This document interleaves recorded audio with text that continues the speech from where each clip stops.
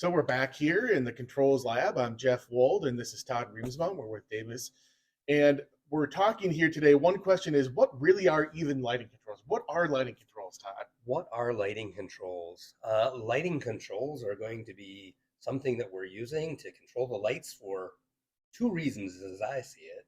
We're going to use the lighting controls either for the energy code, and you can go back to one of our earlier videos to to take a look at that, Mhm. or we're going to use the lighting controls for aesthetics. That we're going to try to adjust the lights, have zones, etc., so that we can control the aesthetics of a space, so that we can create the mood, that we can create the adequate light, etc. So that's essentially what I see as being for lighting controls. And sometimes it's like that's blended into one too, right? Absolutely. And I like to think of like energy management controls, lighting controls. Essentially, like most people think of that as like a motion sensor as kind of the basis of it. I mean, it could just be a wall switch, but when we're talking about automatic lighting controls, I think people usually go to, oh, that's a motion sensor. So that's a sensor that can sense when you walk into a room or a movement in the room or sound in the room that indicates that the room is occupied. Absolutely. And like you said, the two don't have to be thought of as separate. That we can have that space where that we're going to have the automation. The lights might automatically go off or automatically come on, depending on the type of Mhm. application. But that doesn't have to mean a lot of folks might think of that harsh, just like, oh, I walked into the room and the lights came on.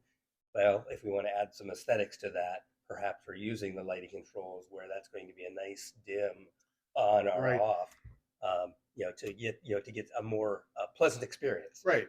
And I mean, the fact is, with today's LED loads, they're inherently dimmable. And so why not take advantage of that? Right. And so instead of lights all of a sudden shutting off on you, and you have to do the infamous arm wave to turn lights back on, it might just be lights slowly dim down over 3 to 5 seconds to 50%.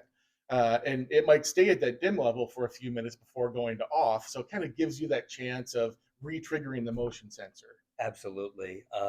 Certainly, I think one of the examples that I think of as being obtrusive lighting controls, I think of the restaurant. I think we've all been in the restaurant where Right. it's just like they've gone through their change from, like, perhaps happy hour to dinner, or dinner to cleanup, and the lights abruptly change.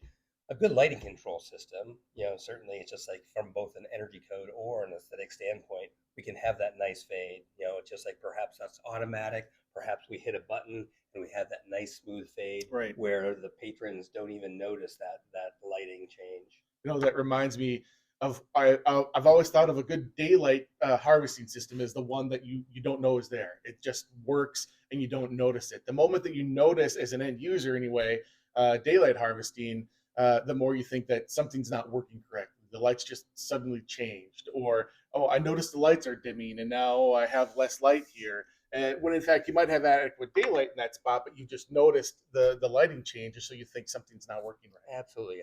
I think controls has gotten a bad rap, Jeff. I right. think there's been a lot of bad lighting controls out there, and I think we're here to tell you that lighting controls can be good, and we can do it right, and they can be unobtrusive. It just takes a little extra work. That's all that it takes. Well, thanks for taking the time again. If there's any questions, leave us a comment, click on the links below. Again, Geoff Wold and Todd Reemtsma with Davis and Associates.